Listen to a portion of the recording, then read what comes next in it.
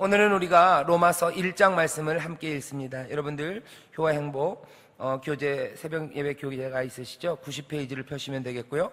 또 성경은 로마서 1장을 펴시면 되겠습니다.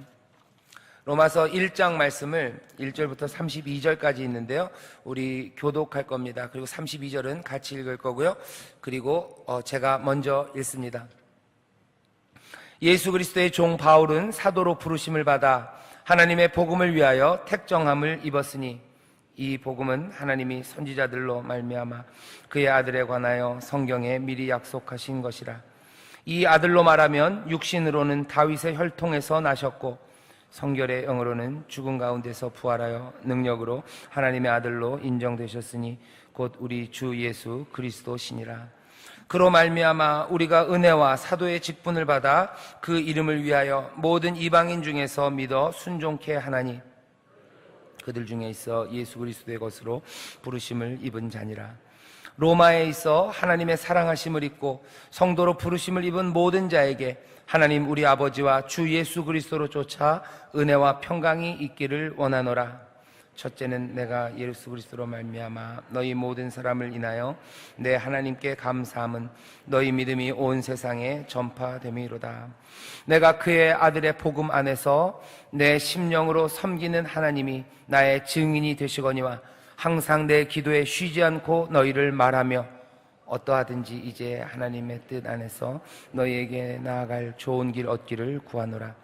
내가 너희 보기를 심히 원하는 것은 무슨 신령한 은사를 너희에게 나눠주어 너희를 견고케 하려 함이니 이는 곧 내가 너희 가운데서 너희와 나의 믿음을 인하여 피차 안위함을 얻으려 함이라. 형제들아, 내가 여러 번 너희에게 가고자 한 것을 너희가 모르기를 원치 아니하노니 이는 너희 중에서도 다른 이방인 중에서와 같이 열매를 맺게 하려 함이로되 지금까지 길이 막혔도다. 헬라인이나 야만이나 지혜 있는 자나 어리석은 자에게 다 내가 빚진 자라. 그러므로 나는 할 수 있는 대로 로마에 있는 너희에게도 복음 전하기를 원하노라. 부끄러워하지 아니하노니 이 복음은 모든 믿는 자에게 구원을 주시는 하나님의 능력이 됨이라. 첫째는 유대인에게요 또한 헬라인에게로다. 복음에는 하나님의 의가 나타나서 믿음으로 믿음에 이르게 하나니 기록된 바 오직 의인은 믿음으로 말미암아 살리라 함과 같으니라. 하나님의 진노가 불의로 진리를 막는 사람들의 모든 경건치 않음과 불의에 대하여 하늘로 쫓아 나타나나니 이는 하나님을 알만한 것이 저희 속에 보임이라. 하나님께서 이를 저희에게 보이셨느니라.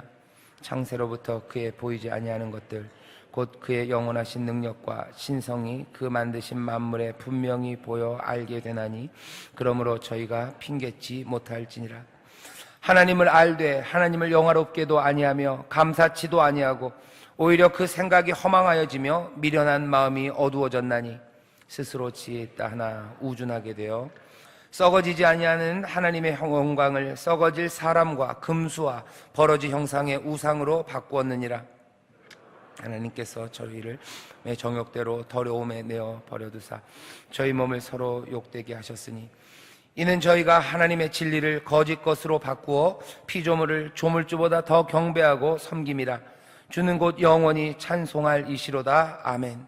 이를 인하여 하나님께서 저희를 부끄러운 욕심에 내어버려 두셨으니 곧 저희 여인들도 순리대로 쓸 것을 바꾸어 영리로 쓰며 이와 같이 남자들도 순리대로 여인 쓰기를 버리고 서로 향하여 음욕이 불릴 듯하며 남자가 남자로 더불어 부끄러운 일을 행하며 저희의 그릇됨에 상당한 보응을 그 자신에 받았느니라.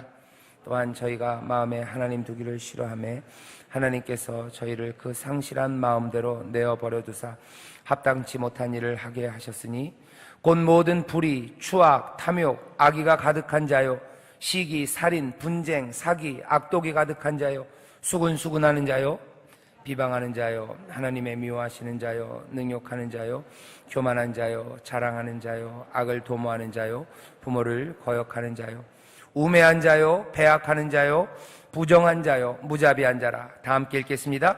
저희가 이 같은 일을 행하는 자는 사형에 해당하다고 하나님의 정하심을 알고도 자기들만 행할 뿐 아니라 또한 그 일을 행하는 자를 옳다 하느니라. 아멘.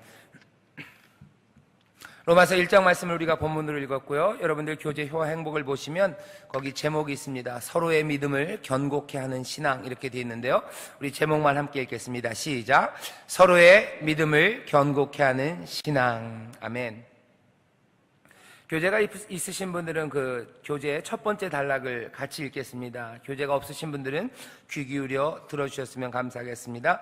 첫 번째 단락 함께 읽겠습니다. 시작. 슬픔은 나누면 반이 되고 기쁨은 나누면 배가 된다는 격언이 있다. 또한 백지장도 맞들면 낫다는 속담도 있다. 이처럼 함께 힘과 마음을 모으면 더 나은 결과를 가져온다. 하나님은 성도가 함께 사는 일생을 살기 원하신다. 그러나 사람들은 부끄러운 욕심을 따라 다른 사람을 시기하고 뒤에서 수근수근하며 비방하고 능욕하는 이기적인 삶을 산다. 이러한 죄의 속성과 반대로 본장에서 사도 바울은 함께 사는 인생의 모범을 보여준다. 바울이 보여주는 모범이 뭔지 그 다음 단락 우리 같이 읽겠습니다. 시작. 사도 바울은 한 번도 가보지 못한 로마에 있는 교인들의 믿음을 듣고서 하나님께 감사했다. 비록 자신이 전도하여 세운 교회는 아니었지만 사도 바울은 로마에 믿음의 형제들이 있다는 것만으로도 기뻤다. 그래서 그는 단지 믿음의 형제들이라는 이유만으로 자신과 아무 상관이 없는 로마의 교인들을 위해 기도하고 하루속히 만나보기를 심히 원했다. 이토록 사도 바울이 로마에 가고자 원했던 것은 당시 로마의 화려함 때문이 아니었다. 로마의 형제들을 만나 신령한 은사와 복음을 함께 나누며 그들의 믿음을 견고케 하기 위함이었다.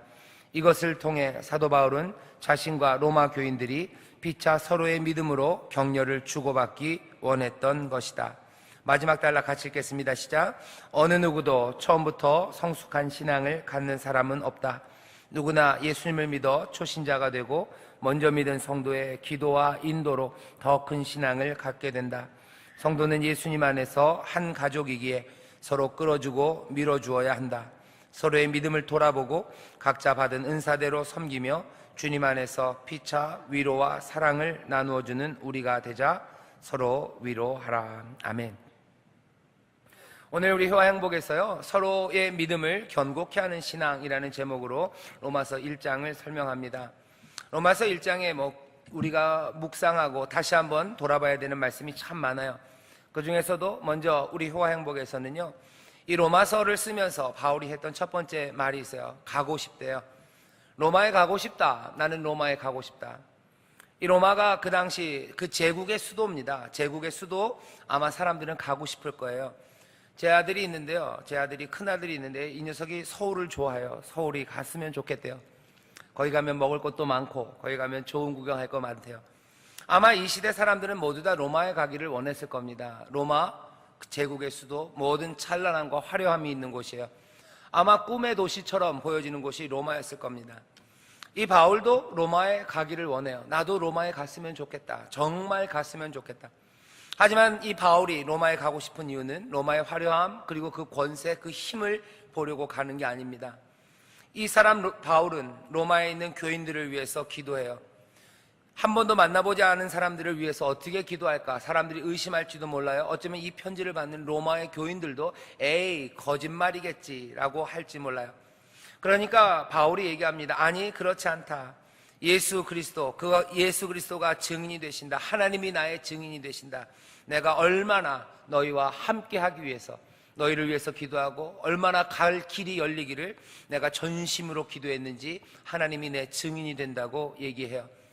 사도 바울은 로마에 정말 가고 싶어 합니다. 그리고 로마에 있는 교인들을 위해서 눈물로 기도합니다. 하나님이 증인이시고 예수님이 이 일의 증인이시다. 나는 너희를 사랑한다 고백하죠. 왜 그렇게 함께 하기를 간구하고 고대합니까? 이유는 하나예요. 함께 나누는 복음과 또 함께 나누는 은사가 우리에게 위로가 되고 우리를 견고케 하기 때문이라고 말합니다.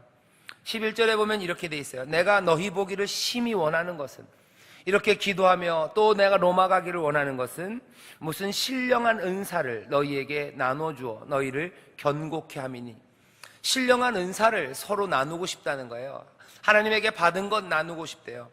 12절 보면 이는 곧 내가 너희 가운데 너희와 나의 믿음을 인하여 피차 안위함을 얻으려 함이라. 믿음으로 서로에게 위로가 되고 서로에게 격려가 되고 힘이 되려고 나는 로마를 가고 싶다는 거죠. 여기 나누고 싶은 건 두 가지입니다. 만나서 나눠야 되는 건 신령한 은사예요. 그리고 두 번째는 여기 우리가 믿는 믿음이 믿고 있는 그 복음입니다. 함께 만나서 나눠야 될 것은 첫 번째가 신령한 은사예요. 여기 로마서에서는 아직 설명이 되지 않았지만 바울의 다른 서신서를 보면요, 성령님께서 우리에게 주시는 선물들이 꽤나 많아요. 그 선물들은 나 혼자 가지려고 주시는 게 아닙니다. 교회를 위하여, 서로를 위하여 주신 선물들이에요. 왜 함께 만납니까? 선물을 서로 펴놓는 거예요. 그리고 그 선물은 서로를 섬기는 것들이기 때문에 그것들을 나눕니다. 혼자 신앙생활 할 수 없습니다. 함께 신앙생활하는 게 더 좋고 복된 이유, 그것들이 우리를 견고케 하고 우리에게 위로와 힘이 되는 이유는 성령이 우리에게 주시는 그 선물들을 우리가 나눌 수 있기 때문이죠.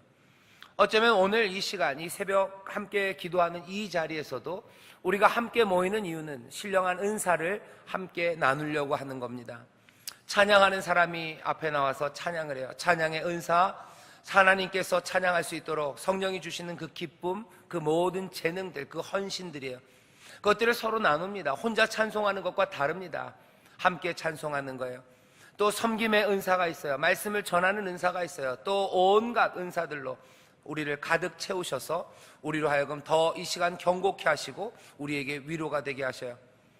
또 하나, 여기 바울이 얘기하는 것처럼 사람들이 만나서 나누는 건 복음입니다. 우리가 믿는 그 믿음의 복음이에요. 그것들을 함께 나눕니다. 오늘 이 시간 저는 여러분들과 함께 이 복음을 좀 나누려고 해요. 이 복음을 나눔으로써 우리의 신앙은 견고해지고 우리는 하나님의 위로함을 받게 됩니다. 이건 늘 그래요. 복음을 나누는 그 자리에서 늘 그런 일들이 일어납니다. 특별히 오늘 이 시간 우리에게는 믿음의 견고함과 그리고 하나님이 주시는 위로와 안위함이 필요한 시간입니다. 왜냐하면 한 개인의 삶에 어려움이 있고 가정마다 힘든 고난이 있기 때문이기도 하지만 우리 모두가 다 함께 이 시간 기도해야 되는 힘든 문제들을 앞에 놓고 있기 때문이죠. 북한과 미국 또 그 둘러싼 나라들, 그 사이에서 오고 가는 말들이 점점 심각해지고 사람들이 이제 조금씩 우리가 이제껏 누렸던 그 평화에 대해서 의심하기 시작합니다. 우리에게 어떤 일이 닥칠지 사람들이 두려워하고 있는 시간이에요. 이 시간에 하나님의 안위함이 필요합니다. 그리고 우리의 믿음이 견고해져야 합니다. 개인의 문제, 가정의 문제, 또 우리 국가의 문제, 그 앞에서 복음이 해답이 돼요. 그래서 믿음의 사람들을 만날 때마다 복음을 나눕니다. 그리고 그 복음을 다시 한번 서로가 확인합니다. 바로 이 시간이 그 시간입니다. 오늘 로마서 1장에 보면 복음에 대해서 설명해 주고 있어요. 여러분들이 복음에 대해서 어떻게 설명하든지 간에 오늘 로마서에서 우리에게 전하는 복음에 관한 이야기는 이렇습니다. 복음은 죄악된 인간에 관한 이야기가 아닙니다. 첫 번째, 가장 우선적으로 사람에 대해서 이야기하지 않습니다. 오늘 본문에서도 여러분들 확인해 보시면요, 하나님의 복음이래요. 그리고 예수의 복음이라는 말이 나와요. 복음은 죄악된 인간에 관한 것으로 먼저 주어지지 않아요. 그렇기 때문에 어떻게 우리가 하나님 앞에서 의로움을 얻고 어떻게 우리가 구원을 받을까, 복음이 먼저 그것을 이야기하지는 않습니다. 복음이 먼저 이야기하는 건요, 다른 게 아닙니다. 하나님으로부터 오는 메시지예요. 예수가 그리스도 되심, 그리고 하나님의 독생자, 바로 그분이 우리의 구원자가 되시고 거기에 구원이 있음을 말합니다. 복음이 우리에게 요구하는 바는요, 우리 자신을 보는 것, 그거 먼저는 아닙니다. 먼저 복음이 우리에게 요구하는 것은 예수님, 그리스도, 하나님의 아들, 그리로 우리의 눈을 옮겨놓기를 원하셔요. 복음이 내가 어떻게 하면 좀 잘 될까, 거기에 관한 이야기가 아닙니다. 우리의 영적인 마음의 상태, 그것들이 너무 혼란하기 때문에 내 마음이 어떻게 질서를 잡을 수 있을까, 내 마음이 어떻게 평안을 얻을까, 복음이 먼저 이야기하고 싶어하는 건 그것이 아닙니다. 도덕적으로 살지 못하고 늘 죄 때문에 괴로워했는데 도덕적으로 기능을 잃어버린 내 양심들, 아니면 내 삶들, 그것들이 어떻게 하면 용서받을 수 있을까, 어떻게 새로운 에너지로 이젠 좀 더 도덕적으로 깨끗한 사람이 될 수 있을까, 복음이 우리에게 말하는 것은 먼저 그것은 아닙니다. 어떻게 하면 하나님을 위해서 살 수 있을까, 어떻게 하면 내가 다른 사람들을 위해서 이 세상에서 살 수 있을까, 그 길을 알려주는 것이 복음의 첫 번째 목적이 아닙니다. 복음은 사람에 관한 이야기가 아닙니다. 일단 먼저는 그렇습니다. 복음은 우리의 구원에 관하여 먼저 이야기하지 않습니다. 오늘 로마서를 통해서 우리에게 알려주는 것, 그 복음은, 이 복음은 하나님과 그리고 예수 그리스도에 관한 소식입니다. 오늘 보면 앞에 처음에 그렇게 돼 있어요. 1절에 제가 1절부터 읽어보겠습니다. 예수 그리스도의 종 바울은 사도로 부르심을 받아 하나님의 복음을 위하여 택정하심을 입었으니, 하나님의 복음이에요. 이 복음은 다른 게 아닙니다. 하나님이 선지자들로 말미암아 그의 아들에 관하여 성경에 미리 약속하신 것이래요. 복음은 하나님의 복음이에요. 그리고 이 복음은 아들에 관한 겁니다. 하나님의 아들에 관한 거예요. 이건 예수에 관한 겁니다. 이건 그리스도에 관한 겁니다. 이 아들에 관하여 뭐라고 말하느냐? 3절 4절이 복음을 설명합니다. 육신으로는 다윗의 혈통에서 나셨고, 다윗의 혈통에서 나신 분, 메시아, 기름 부음 받은 자, 그리스도, 이 땅에 구원을 위하여 오시는 분, 그렇게 오셨고, 성결의 영으로는 죽은 자 가운데서 부활하여 능력으로 하나님의 아들로 인정되셨으니 곧 우리 주 예수 그리스도시니라. 바울이 말하는 복음이에요. 이건 하나님의 복음이고 이건 아들에 관한 거예요. 이분이 다윗의 혈통으로 나신 그리스도시고 이분은 부활하신 능력의 주님이시라는 사실이에요. 여기에는 우리에 관한 이야기가 아무것도 없습니다. 이분은 하나님의 아들, 이분은 구원자, 이분은 이 땅에 오신 놀라우신 하나님의 아들, 이것이 복음이다 말하는 거죠. 여기에는 우리가 어떻게 도덕적으로 그 말이 먼저 있지 않아요. 어떻게 우리의 내적인 평안이 그런 거에 대한 관심이 먼저 주어지지 않습니다. 복음은 하나님과 예수 그리스도에 관한 뉴스예요. 오늘 우리가 이 시간에 믿음이 굳건하여지고 우리가 안위함을 얻기 위해서 복음이 서로 나눠져야 되는데, 이 복음이 우리에게 힘이 됩니다. 그리고 이 복음이 우리에게 위로가 될 것을 믿습니다. 하나님과 예수 그리스도에 관한 뉴스예요. 이 뉴스는 어떻게 주어지는 뉴스입니까? 바로 이 예수가, 이 예수님이 새 시대, 하나님께서 가져다 주시는 이 새 시대에 이제는 그 새 시대를 여시는 창끝이 되었다는 거예요. 예수 그리스도가 세상을 여십니다. 날카로운 창끝처럼 그것들을 찌름으로써 어떻게 돼요? 어둠의 세상, 그것들은 터져버리는 거예요. 그리고 새 시대가 열려요. 새 푸대가 열려요. 어둠의 장막들을 찢어내시기 시작하는 하나님의 창끝으로 하나님이 던지셨다는 거죠. 죽음, 그것들을 통과하러 던지셨어요. 다시 일어나시는 주님으로 이 땅에 오십니다. 복음은 그런 뉴스예요. 새 시대는 열리고 그 새 시대의 창끝이 되신 예수 그리스도, 바로 그분이 이 땅에 오셨다는 사실이죠. 그 새 시대, 주가 여시는 그 새 시대에는 세상의 권세들, 세상을 지배하는 지배자들, 어쩌면 어둠의 권세들, 죄, 죽음, 이 모든 것들이 패배된 세상이라는 거예요. 새 시대가 열려요. 그 시대에는 세상의 권세 잡은 자들이 몽땅 다 집니다. 죽음도 집니다. 죄도 집니다. 세상의 모든 지배하는 힘이 가졌다는 자들도 그 발 앞에 무릎 꿇게 되었다는 거예요. 복음은 그래서 우리에게 순종을 요구합니다. 복음은 뭘 말하는 거예요? 새 시대가 열려요. 죄와 죽음, 그 모든 것들은 다 이제 사라집니다. 몽땅 다 항복합니다. 그 앞에 무릎 꿇습니다. 복음은 우리에게 순종을 요구합니다. 우리뿐만 아니라 세상 모든 것들을 향한 순종을 요구합니다. 하지만 이 복음은 기대하지 않은 방식으로 우리에게 다가와요. 우리가 환영하지 못할 방식으로 우리에게 옵니다. 유대인에게도 오고 헬라인에게도 오지만 유대인도 받아들이기 어려운 방식으로, 헬라인도 받아들이기 어려운 방식으로 옵니다. 유대인들은 십자가에 돌아가신 메시아, 그거 받아들일 수 없어요. 메시아는 십자가에서 죽기는커녕 세상을 이겨야 되는데 십자가에서 죽다니, 그런 메시아 유대인들은 이해할 수 없습니다. 그건 모욕입니다. 메시아에 대한 모욕입니다. 받아들이지 못해요. 복음은 그렇게 받아들이지 못할 방식으로 와요. 기대하지 못할 방식으로 옵니다. 이 얘기는 뭐예요? 새 시대가 열리는데, 새 시대, 세상의 모든 힘들과 그리고 세상의 어둠과 죄와 죽음, 이 모든 것들이 항복하는 새 시대가 열리는데 우리가 받아들이지 못할 방식, 기대하지 않은 방식으로 열립니다. 헬라인에게도 이것들은 주어져요. 하지만 헬라인들도 이것들을 환영하지 못합니다. 왜? 유대인에게서 무슨 구원이 있습니까? 안 될 거라고 생각해요. 헬라인과 유대인에게만 복음이 그렇게 받아들이기 어렵게 옵니까? 아닙니다. 현대를 살아가는 우리들에게도 복음은 그렇게 기대하지 않은 방식으로, 환영받지 못하는 방식으로 옵니다. 우리는 어떻게 생각합니까? 새 시대는 어떻게 열린다고 생각합니까? 세상의 죄와 죽음, 그것들은 어떻게 정복된다고 생각합니까? 세상의 아픔들, 그리고 세상의 무질서들, 세상의 슬픔들은 어떻게 치료되고 이제 회복될 수 있다고 생각합니까? 그것들이 치료되고 회복되는 방법들, 그 방법들은 우리의 이성과 아니면 우리의 노력과 때로는 우리의 무기와 아니면 우리의 부요함과 아니면 우리의 풍요로움이 그 문제들을 해결할 거라고 생각해요. 십자가가 우리의 모든 죽음과 죄와 아픔에 대한 대답이 될 거라고 생각하지 않습니다.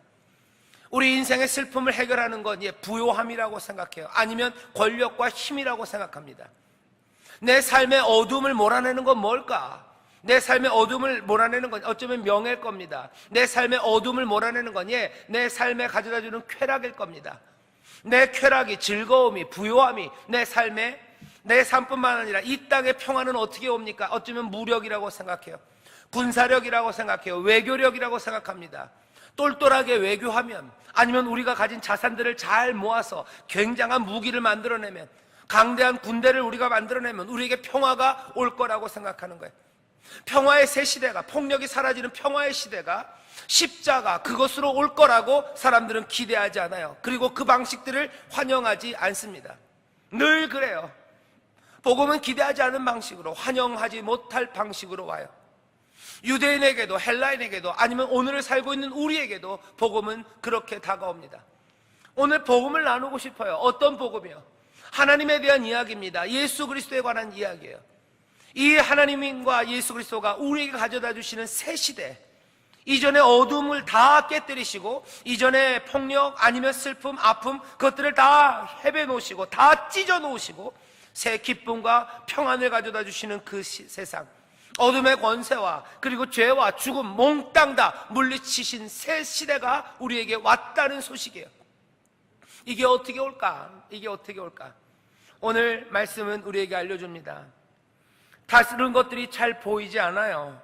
그렇게 될 것 같지 않아요. 하지만 여전히 복음은 우리에게 예수 그리스도, 그분이, 그 하나님이 우리의 소망이고 또 우리의 삶을 새롭게 하실 온전한 뉴스라고, 소식이라고 우리에게 전합니다. 어떻게 확인됩니까? 바울에게 있어서는 하나예요. 부활입니다. 부활, 그 사건을 다시 보라는 거죠. 부활하셨다. 이 땅에 오셔서 고난받으시고 이 땅에 오셔서 죽으셨으나 다시 부활하신 주님이시다. 그 부활을 눈여겨보래요. 그 부활을 보는 사람들, 그 부활을 붙잡는 사람들, 그 사람들은 이제 새롭게 살기 시작한답니다. 오늘 우리가 함께 나눠야 되는 복음이에요. 이 복음이 우리를 새롭게 살게 합니까? 예, 새롭게 살게 합니다. 이 복음이 우리를 견고하게 합니까? 이 복음이 우리에게 위로를 줍니까? 우리에게 평안을 줍니까? 예, 아멘입니다. 아닙니까? 아니라면 여러분들 다시 한번 이 복음 앞으로 나와야 합니다. 세상에 무엇이 우리에게 평안을 줍니까?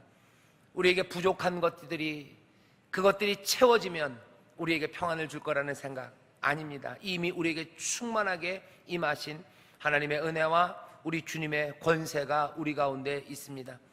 평안, 그리고 견고함, 흔들리지 않는 삶, 그 삶에 필요한 우리에게 모든 것들을 가져다 주셨습니다.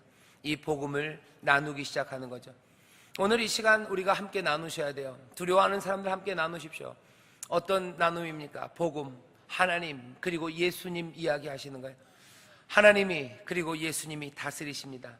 예수께서 부활하심으로 이제 새 시대가 열렸습니다. 이제는 죽음과 죄가 우리를 다스리지 못하고, 그리고 세상의 사망의 능력이 우리를 덮지 못합니다. 그렇게 보이는 것처럼, 그렇게 또 생각하는 이유들, 그런 것들이 세상에 가득 깔린 것 같지만 아닙니다. 여기 놀라운 소식이 우리 가운데 전해집니다. 하나님이 다스리십니다. 주님이 다스리십니다. 그 복된 소식이 우리에게 전해진 줄 믿습니다. 오늘 그 소식이 우리와 함께 하시는 줄 믿습니다. 이 시간 우리 함께 기도합시다.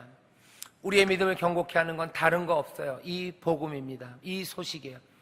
예수 그리스도, 하나님께서 그 주님을 통하여 새 시대를 여셨다는 믿음이에요.